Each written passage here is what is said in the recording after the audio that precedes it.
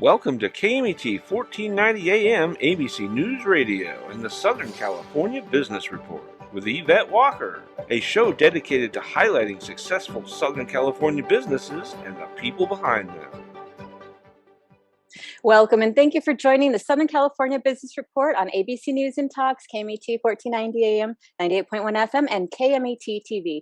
I'm Yvette Walker, live, blasting our signal from the center of Southern California, serving a population of over 25 million. Get us crystal clear and on demand by downloading the free live streaming app on Google Play or the Apple App Store. As always, a huge shout out to the team, Mitch, Bill and Sean, I love you, and to our Special Advisory Committee, Bill Morris, UCI School of Business, Jose and Camila Rubio, thank you. And for all our listeners, don't forget to check out the Jay Kaplan Show, also on KMET on Fridays at 3, as well as the Aaron Michael Sanchez Morning Show every morning at 8. So everybody, I have today the distinct honor and privilege to be introducing Mr. Jeff Burum, chairman of National Community Renaissance. In 1991, using his own resources, Mr. Burum co-founded National Community Renaissance in response to the need for affordable housing in San Bernardino County.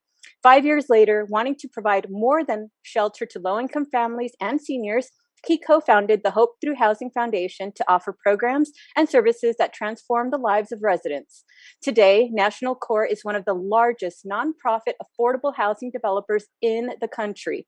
Burum is a longtime affordable housing advocate.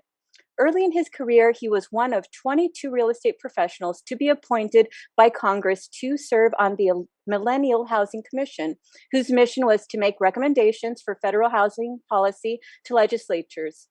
During his 30 years in the development field, Burum established 3 successful real estate companies in addition to National Core and Hope Through Housing, including Diversified Pacific Communities, a builder of custom quality single-family home communities throughout Southern California, Diversified Pacific Opportunity Fund, founded in 2008 in response to the market downturn, and has raised more than $60 million in private capital to purchase and develop land and other real estate assets. Colonies Crossroads, a land investment group that has developed a 400-plus acre master planned community featuring more than 1,000 residential homes and more than 1 million square feet of commercial space, of which Burum is a managing partner.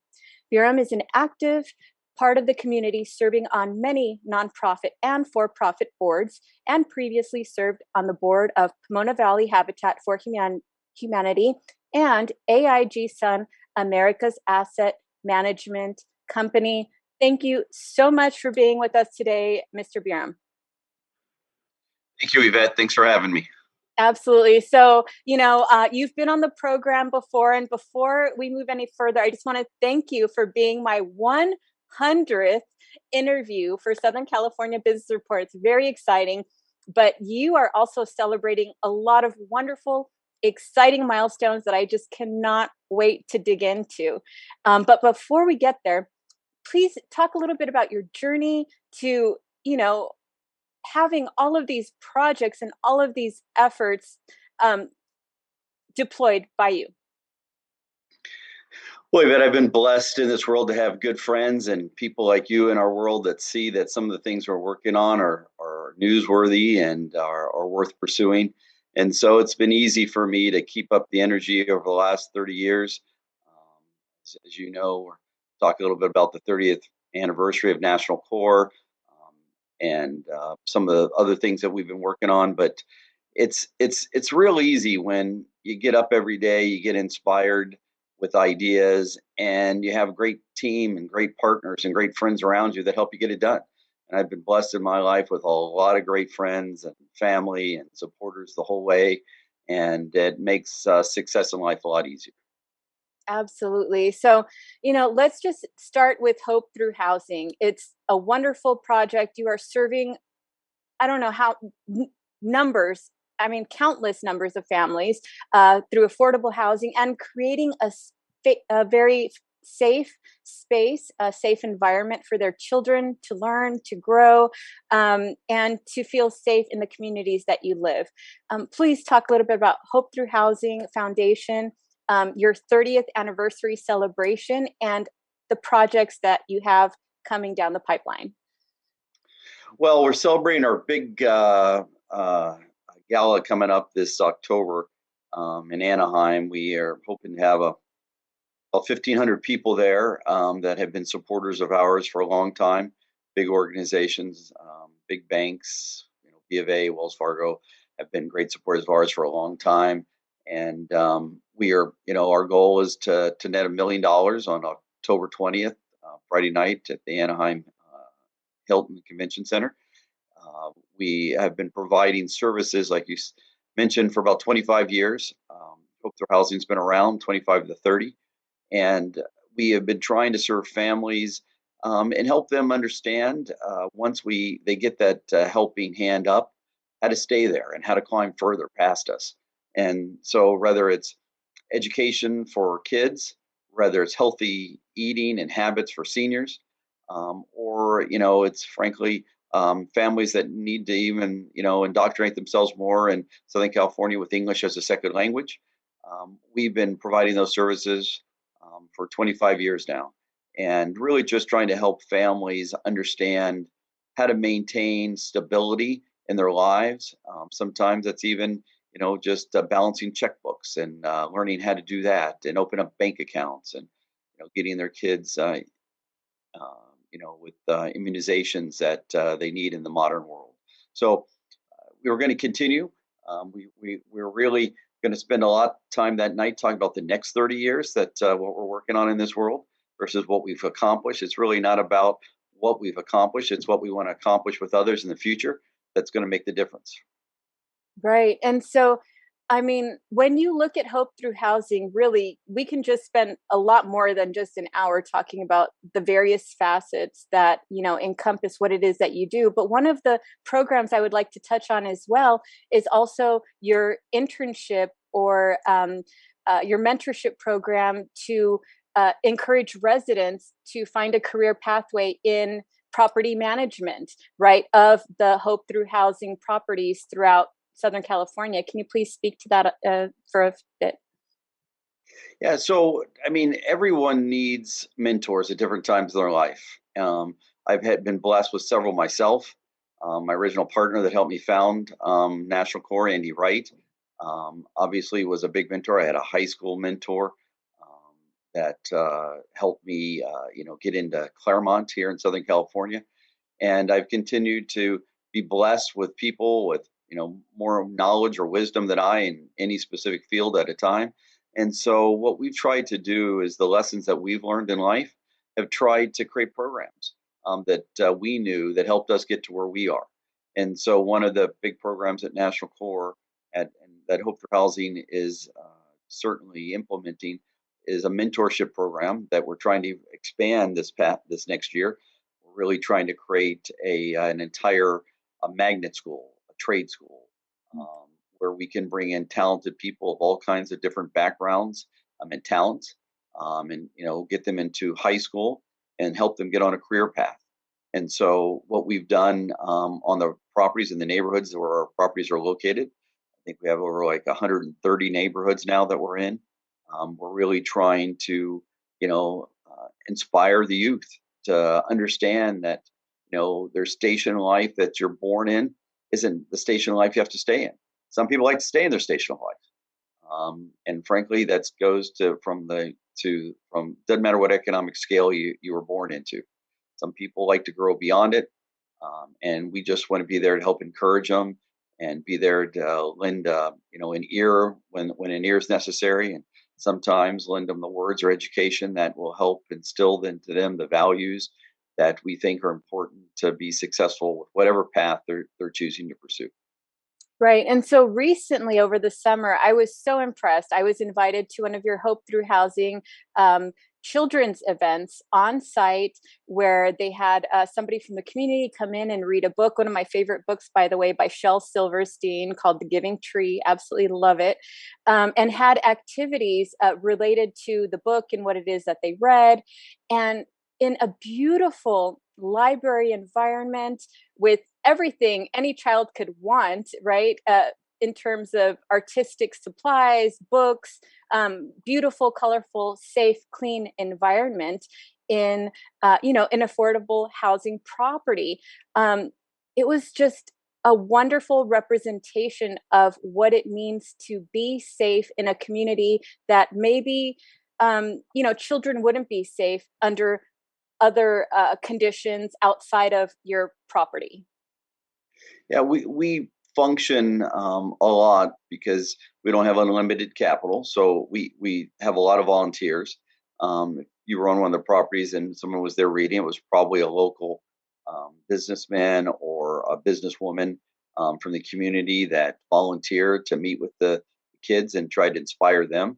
And we do that a lot by them choosing a book that they like to read to the kids. And the idea is really to make a connection, make them understand, obviously, some of the meaning that comes from the book, but also then with personal experiences that they share and are able to, in a very informal setting, have a conversation with kids. I think that many parents in this world do a great job, but we're there to complement the job the parents are trying to do Right. by bringing in others that they can learn from and hear from, and create a different level of inspiration that they might have had before. And Absolutely. when we do it, it's I'm sorry, the we try to do it in a way where maybe it gives them something else in life they haven't thought about.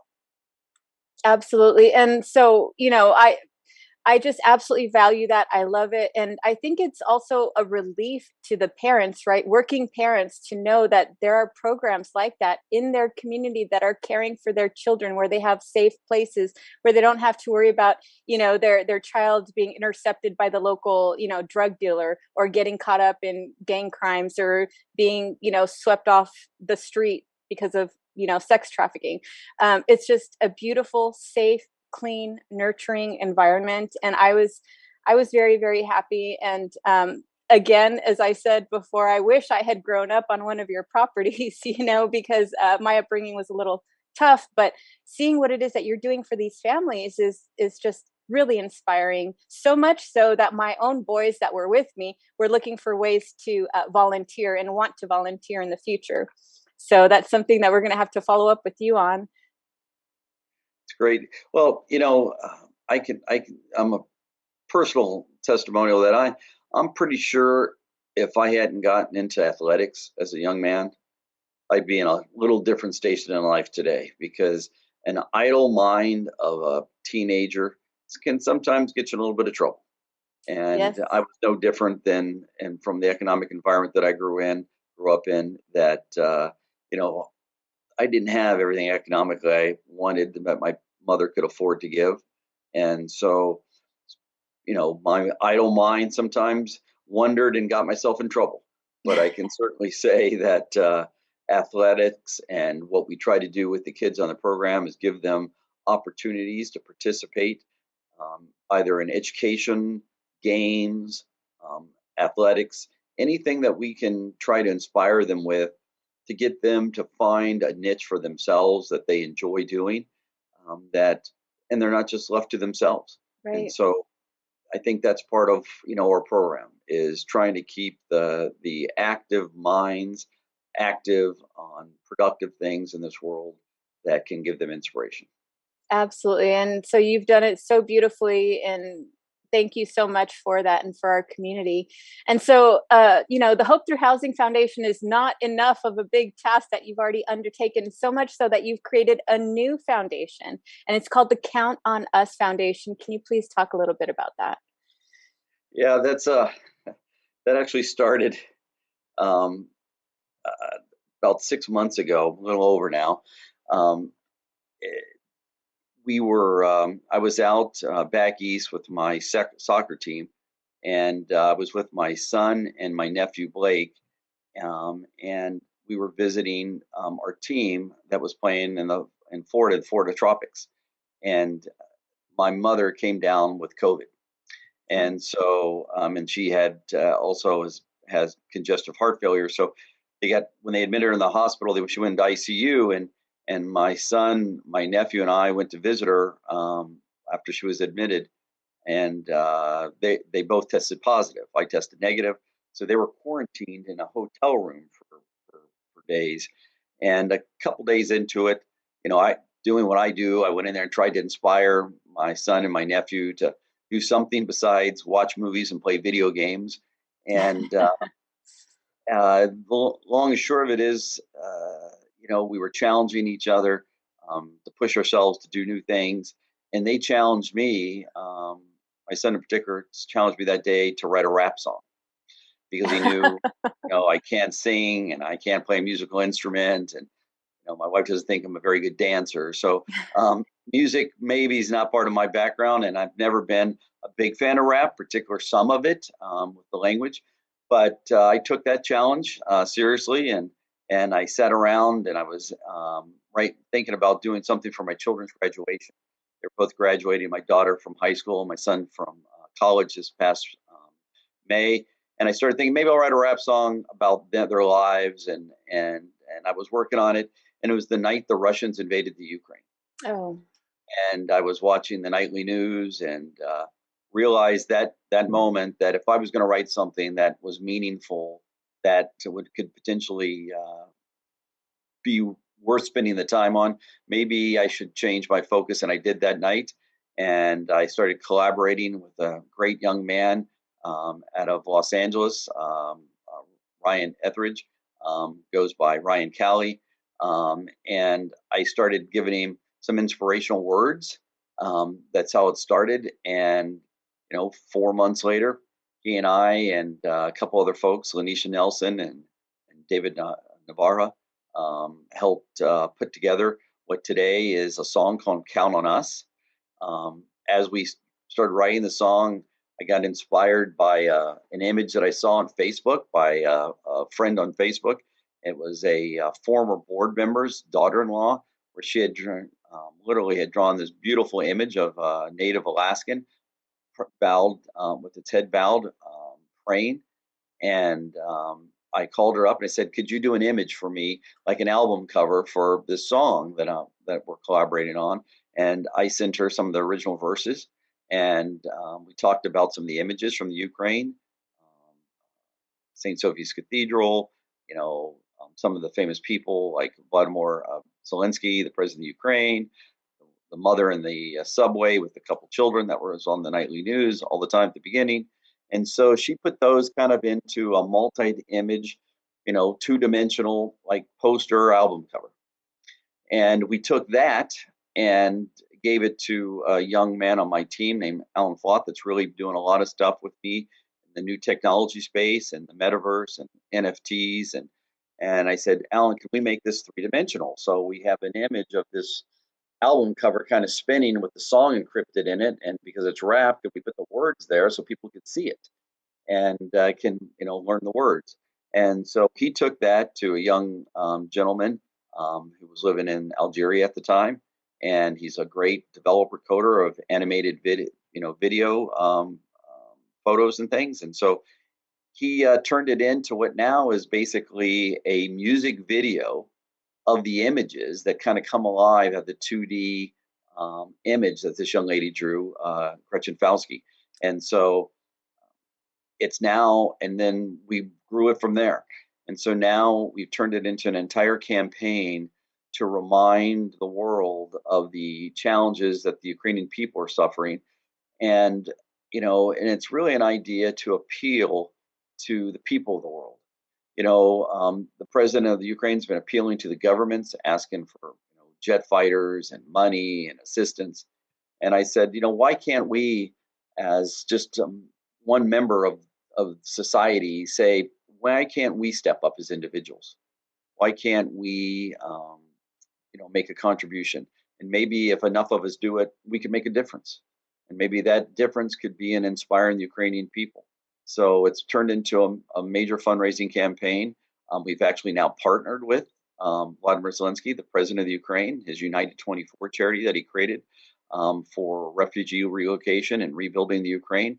So National Corps, we are now sponsoring it as a Count on Us Foundation so that we can do international events now to help people around the world when we need. And the Count on Us Foundation and National Corps are going to be dealing with refugee relocation from Ukraine for some of the people and bring them here to the United States, and to helping to hold money for them so that we have money to help rebuild the Ukraine when the war is over. Wow, that is phenomenal. I mean, it started with an exercise, a rap song, a family challenge, and it evolved into an international support system for, um, God willing, a place that will soon see peace again. But with your foresight and your motivation and your heart of service, you found the opportunity to give back and to raise awareness. And so, how is it that you are today raising awareness for that effort, and what has the feedback been? Well, we've had some pretty cool people that have tweeted it, Instagrammed it, Facebooked it, and so the idea is it's going to be a multi-year fundraising program until the war's over, to continue to raise money for the Ukrainian people. And so we actually are still waiting for the full clearance on the song. So we haven't even released the full song. We released on the website at countonus foundation.org. There are NFTs being sold today, images that are part of the campaign that people can purchase, and all the money gets 100% of the net proceeds, beyond whatever credit card fees, or if people use credit cards, whatever. All the proceeds get donated to the Ukrainian people and held in an account. The refugee relocation stuff has already started here locally, and we are hoping to continue to grow the campaign over the next several months. And as soon as I can get Sony Records to release a sign off on the chorus of the song we used, is one of my favorite, most inspirational songs, written in conjunction. The first, I think, song was sung by Marvin Gaye and Tammy Terrell, one of the writers, and it's "Ain't No Mountain High Enough," and so it's so inspirational that we made it part of the song. But again, it's the chorus, and then we wrote the verses around it. And so, as soon as we get clearance, we'll be able to release that. Unfortunate in these pandemic times, things don't happen as quickly as we'd like. So hopefully, here in the next couple of weeks, we'll be able to do another release with the full song, where we can put it out on Spotify and iTunes for $1.99, and all the proceeds will go to the Ukraine.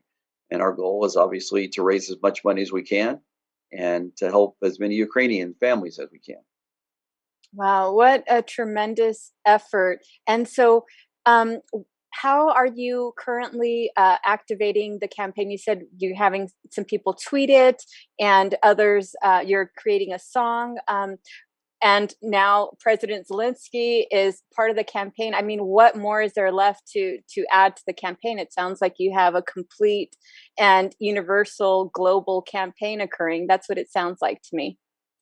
Well, we're certainly trying to make it as global as we can, but we are asking everyone, anyone, to post it on social media, give whatever they can. I mean, we have a campaign within a campaign. Part of the images are 33 NATO country flags that are part of the music video, and what we've made is 1 million count on us flags of each country that we're selling on the site, with the image that is a digital image that they can put in their crypto wallet, or use on their social media. And so we're trying to put a challenge out, and the first challenge is, to me, should be hopefully the easiest one, which is to try to sell all million American flags first. Each flag's $10. So its price point, is so that we can try to not have to have people write $1,000 checks or $10,000 checks, like we do on some of the other charities that we work with. This is more of a grassroots, foundational gifting program that we've tried to create. And so, if we can sell, obviously, all million U.S. flags, we'll raise $10 million for the Ukraine, just from the U.S. flag. And there's 32 other countries. It's a funny story. Wow. We originally made the video, and it was only 31 NATO countries in the original version of the video. But when Sweden and Finland were added during the after we made the original cut of the video, we had to add those two flags when they were added into NATO. And then we threw in Japan, because Japan's been so supportive of the Ukrainian folks, and particularly because they're concerned about it spreading as global warming going to Taiwan. So we have actually 34 country flags that are on the site to be sold, plus a lot of other images. And the images go up depending whether it's Vladimir Zelensky or the mother in the subway or a collection of all the characters. Wow. It's really designed to inspire you to whatever your pocketbook can afford. I love it. So everyone can give, everyone can participate. So for everybody listening to right now, don't forget, I'm Yvette Walker on Southern California Business Report. We're going on a break, and talks KMET 1490 AM, 98.1 FM, and KMET TV. I'm talking to Jeff Burum, Chairman of National Community Renaissance, as we discuss the landscape of affordable housing development, including creative development solutions and National Course 30th anniversary, with an update on the Ontario Fury and its exciting branding reveal, and thoughts on the topic of proposed secession of San Bernardino County from the state of California when we return.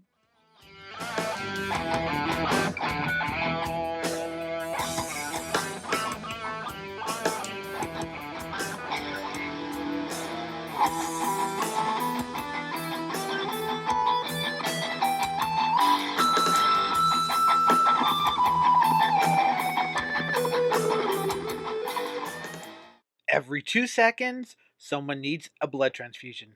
Be on the giving side. Livestream Blood Bank supports patients in 80 Southern California hospitals.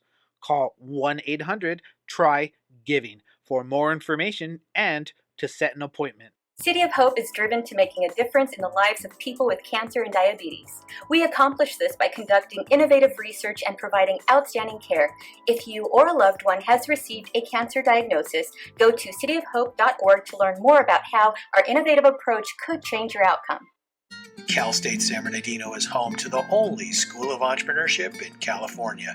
With globally ranked degree programs, you can start your journey today to become a successful entrepreneur. Learn more and connect at entre.csusb.edu. Ontario International Airport is onto a better way to fly with over 65 daily nonstop flights to more than 20 major destinations and the easiest airport experience in Southern California. Visit flyonto.com/Ontario to learn more about Ontario International Airport today. Hello, listeners. This is Christopher from The Christopher Show. Hey, if you missed one of our shows here at KMET, don't worry about it. You can go to our webpage, and that's KMET1490am.com. Go to the homepage, click on the SoundCloud tab, and hear any show anytime you want. Hi, I'm San Bernardino County Sheriff Shannon Dykes. If you're looking to start an exciting career in law enforcement and make a difference in your community, we are hiring dispatchers, nurses, deputies, laterals, and many more. For a complete list of our jobs and more information, visit sheriffsjobs.com. The University of La Verne is rated first in California for alumni satisfaction. Learn more about accelerated programs offered online and on campus in La Verne, Irvine, Ontario, Burbank, or College of the Canyons. Visit go.laverne.edu. The University of La Verne. go.laverne.edu. It's summer, the sun is shining, and now's the time to make the most of your solar panels. Don't lose up to 50% of your solar panels' efficiency just because they're dirty. Get the most out of your solar panels and call my friends at Solar Panel Cleaning Specialists at 951-663-7502. That's 951-663-7502. Mention this ad and receive your discount. Offer expires December 31st.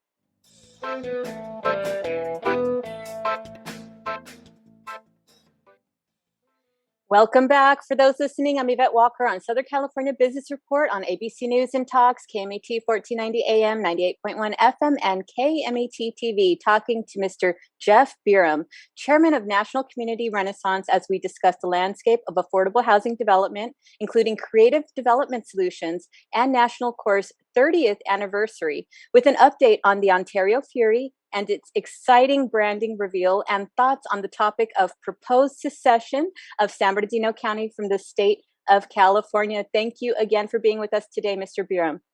Thanks again, Yvette. Thank you. So before the break, we spoke about Hope Through Housing Foundation, the Count on Us Foundation, and the Hope Through Housing Foundation. Again, they're celebrating their 30th year. They're going to have an incredible gala. Please, again, talk a little bit about that. So it's going to be October 20th, Friday night. There are still seats available. I think there's some 300 seats still available that we'd love to obviously sell out, because all the proceeds on both the Count on Us Foundation for the Ukraine as well as Hope for Housing, 100% of the proceeds go directly to the services that are being provided. There's no overhead. There's no markup. We really are in it for the people. And so it's hopethroughhousingfoundation.org for the 30th Gala, Anaheim, September or October 20th. Count on Us Foundation is countonusfoundation.org. Again, there are images on there that you can purchase that inspire you. We even have a limited edition for any real big spenders out there that start at $250,000 for the full automated 3D metaverse Oculus, first time it's ever been created, animated music video that we'll be releasing here in the next few weeks to really try to inspire. MTV just did some local awards this past, I think last weekend, and they announced a new category for next year, which is going to be music videos in the metaverse. And we will be the first, hopefully, animated music video ever released in the metaverse. Oh, that is exciting. So we're going to have to talk about that when that happens as well. So many exciting things to discuss. So right now, we're going to talk about the Ontario Fury, an amazing indoor soccer team. They had a tremendous season last season. Please talk about what you guys are working on now and what we can expect for this upcoming season. Well, I took over the full management of the club a couple of years ago. My partner, the original founder and coach and GM of the team, it's tough during the pandemic on everyone. And he and his family moved to Las Vegas to start a new life. And I took over the full management of the club. And we've been trying, with him, and since then, really trying to create a championship culture. When I took over, we tried to do everything that needs to be done to run a professional organization. And unfortunately, one of the things we found out is our trademark was never really validated. So when we went through the validation process, there was a Fury that had, was in soccer on the East Coast. And so we unfortunately had to find a new name and a new logo. And so we've been out in the community for the last couple of months doing surveys, trying to figure out what could inspire folks on a larger basis to develop more fans and sponsors and get more eyeballs watching our games, both live and on the internet. And so we have a big rebranding that we're going to be unveiling. We're promoting for the World Cup that's coming up this coming fall. We are promoting a big USA Mexico indoor professional game. And at halftime, we're going to be revealing the new logo and the new name of the team. And so it's been fun because, Yvette, as you will learn with your daughter that's going off to college, my son has just graduated, and he's really jumped in the middle of this with the rebranding and has taken it. It's really all his ideas now, and I'm just trying to help him, fine tune them, hone them. But he's really taken the bull by the horns on this, and he's got some exciting things coming up. Oh my goodness, I can't wait. Are we going to get any teasers or any hints as to the direction of this new branding? Well, I will tell you this. One of the things that we found in our survey was that, Ontario is a great community that we're always going to be part of. And with some of the club teams in our fan base, due to it, people feeling that we were too affiliated with one city if we were a professional team. Since we're not the size of Los Angeles, right? So you can't call yourself Los Angeles Fury because we're in the suburbs, for one, but two, it's a different base of folks. And so we're going to be more representative of the Inland Empire and a larger region with the new name, as well as it's going to tie in some history of the organization, where we've been, and so we didn't just dump the history of what we've been at the Fury. We have a mascot that we care about that is fans love and the kids love. So that played a large part in it. We have some folks doing a podcast that have become the hit of the league. Christian Phileman and Jonathan Raymer, and Philly's wife Panda, and so they've had a Striking Fury podcast for a while, and so we really wanted to try to find a name and a rebrand that can respect the history. The style of play that we have is important. Everyone that watches our games understands it's really about scoring goals for the fans. So we've always been an aggressive, fast attacking team. So we tried to find a logo that would match our style of play. And some of the other historical elements and people that have played on our team are all part of the concept that we pulled all together in one new name and one new rebranding. But there's a lot more that we're going to unveil about the new technology that we want to do coming up as well. That's beautiful. The Fury is also another one of those entities of yours that started off as kind of a grassroots community initiated sports team, right? And you've continued that legacy by being deeply integrated in the community through soccer clinics and things of that nature. Can you please talk about your work in the community with the Fury?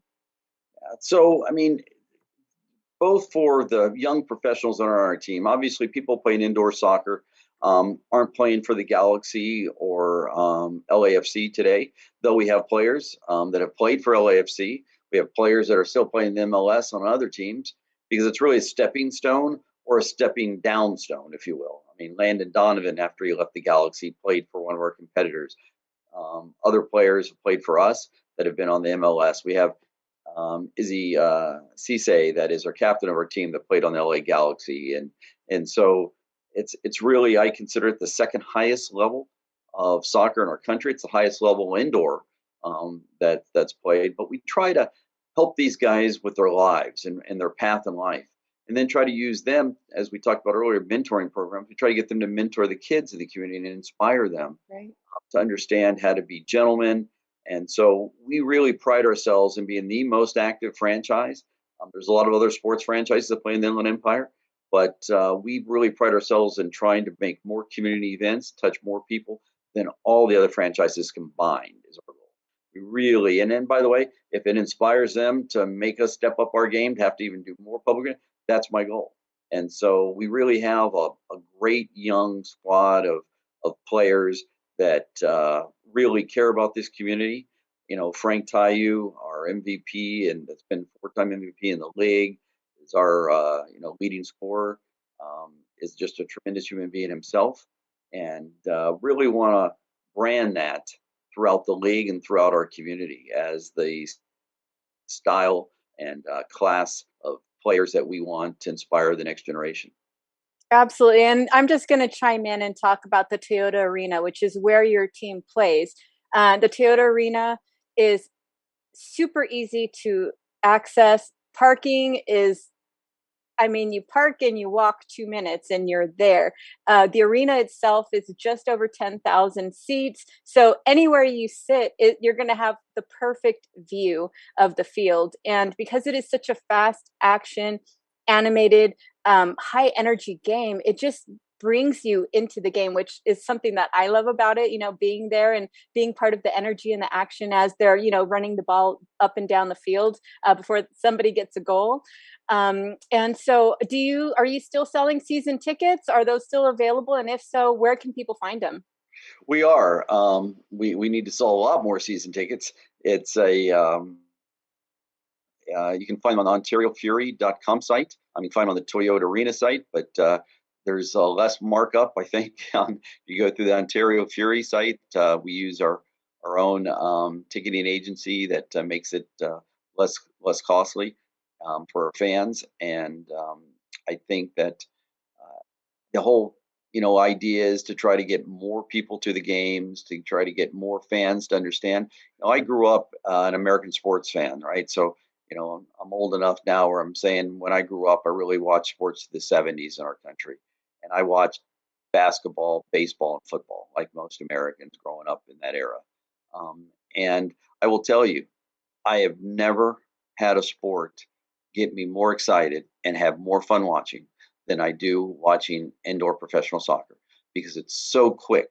It's so hard hitting. It's so much more physical than outdoor soccer. And we score, we average score 13 goals a game in the league per game, not the one or two that you see in outdoor soccer. And it's this quick, fast pace. We play on a hockey rink. So, the ball moves much faster. It bounces off the boards. So it doesn't go out of play. There's not much stoppage unless there's timeouts or an injury. And so it's fast paced, it's quick, it's physical, it's high scoring. And as you said, it's really high energy. We play music during the games. We try to make it a real fan experience, which is one of the things my son's working on this year with even more fan engagement. We're really bringing in some new technology. We're going to have some interactive apps so that fans in the audience can go on their own iPhones and potentially celebrate goal scoring, and not only go on the big screen from their iPhone, but also the live stream that we're going to be putting out to the world, to who's ever watching. We're going to be doing some animated videos by the end of the season. We're going to be trying to do some halftime shows with real musicians. We're really trying to up the level of excitement, games potentially that kids can play before and during the hallways during the games, that are fundraisers for some of the charities where they're kicking the balls, throwing beanbags, doing a lot of stuff that's really going to try to bring some more fan engagement. Well, something that I love as a mother is the fact that it is a game in an arena that is safe, it's clean, and when you have tickets starting at $5 and you have multiple children like I do, you can't go wrong, and it's just very entertaining, a great way to spend 2 or 3 hours, just enjoying each other's company and watching a great sport. Yeah, and thank you for mentioning the $5. That's we've had a lot of fan interact and say, "Hey, you're going to raise the price like everybody else." And what we're going to do, we're actually lowering the prices this year. Wow. We're at $5, but it used to be the $5 for what was called the upper bowl. But now we're going to only basically reserve 3,000 seats in lower bowl out of 4,500. That will have more reserved seating for ticket holders, season ticket holders. But there's going to be a larger number of $5 tickets. It's literally going to be 70% of our ticket sales, both in lower bowl and the upper bowl. So $5 tickets, cheaper than going to a movie. Yes. We're going to do family nights where people can come and literally get, a hot dog, fries, and a Coke for $10. We're going to be doing all kinds of fan promotions to really try to get more fan engagement and to get more people at our games. Absolutely. I'm really excited. I'm looking forward to it. I'm still waiting. I'm counting down the time till season starts. Well, please come. You're come as our guest. Come, I think our opening game is going to be December 1st, but the big game is on September 17th, USA versus Mexico. For as many people to come as we can. There's going to be a lot more. We're going to be rebranding not only the logo, but even the attire we're selling. There's a new idea that we're going to be promoting on kind of rebranding the image of the team by having some inspirational clothing that some of the players wear as part of the attire that you can buy at the game. So different kinds of T-shirts, with not just ones with the team logo on it, but inspirational images and quotes with the team, patch on it as well. Because it's a lot of what the players wear, and frankly, some of the players are designing them, which is real exciting. Oh, that's exciting. And so where can people go to get more information and buy their season tickets and stay on top of the calendar so that they don't miss out the opening game? OntarioFury.com. All right, that was easy. OntarioFury.com. There you go. Check it out. Don't forget to get your season tickets if you value family bonding, a clean environment, and just loads of fun. And as everybody knows, you are a pillar in the community. You are so active. And recently you were in the news for another topic, right? And it was a topic that you had brought up before the Board of Supervisors of the County of San Bernardino. Can you please talk about what that theme was and, just why it is that you feel like it's important to go down this route? Well, that I've been, fighting for the space for people that need housing in our community for a long time. And I've been dealing, as you mentioned earlier, I was a federal housing commissioner 20 years ago, making recommendations to Congress on things that they could do to help people get a more stable home. And so I've been dealing with the new state laws every year on affordable housing and the regulatory issues they're forcing down to communities, and really been asking the state to invest in our infrastructure for the future, which is affordable housing, it's water, it's roads, it's the electrical grid, and we get a lot of state mandates, but don't get a lot of funding. And so they really put it on the backs of the local communities, and they get passed on to local developers. So I'm keenly aware as a real estate developer on all the unfunded mandates that get put on our back that drive up the cost of housing. Just because a state it's like raising gas tax. Right. When you raise gas tax, the person putting gas in their car is going to pay for it. You put an affordable housing mandate on a real estate development track that people are building, homes for, people that want a first-time home buyer or second-time home buyer, and they put a tax on it, it gets passed on. And so it's really hurting the cost of housing in the Inland Empire. And so I went to the Board of Supervisors because I really got upset at the governor's budget that he put out in May, where he had a $55 billion surplus.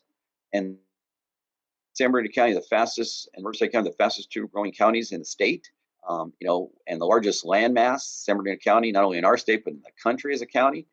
Literally, San Bernardino County got $21 million out of $55 billion surplus earmarked to us when we were due as a percentage, just by our population, of close to $3 billion they should have passed on to us. And frankly, he didn't put any money in there. I mean, the biggest issue we're facing right now is power and water in Southern California, right? I mean, that's just, we know we're limited. We have mandates to get a power grid. They don't want any gas-powered cars sold by 2035. You think you might have put some money into the future for infrastructure, power grid, but no. We know we're running out of water. We're in the biggest drought year ever. No aqueducts, no reservoirs, no filtration systems to save the water before it goes to the ocean that we could pump back into the aquifer. Nothing. And so, frankly, it annoyed me. And so I thought the only thing that I could do as a human being in this world is stand up and say something about it. And I did.